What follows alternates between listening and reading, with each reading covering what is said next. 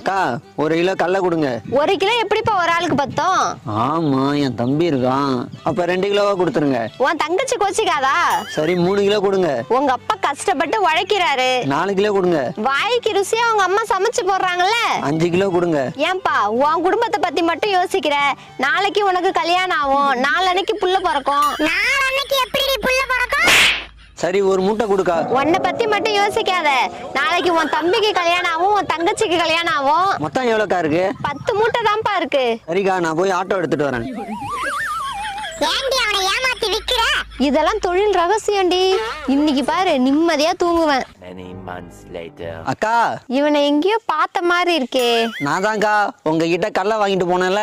இப்ப கடலை மிட்டாய் பிசினஸ் ஆரம்பிச்சிட்டேன். மாசம் 1 லட்ச ரூபா சம்பாதிக்கிறேன். எல்லாம் உங்க கைராசி தான். 1 கிலோ கடலை வாங்க வந்தவன ஒரு தொழிலதிபர் ஆக்கிட்டியடி. உனக்கெல்லாம் இனிமே தூக்கம்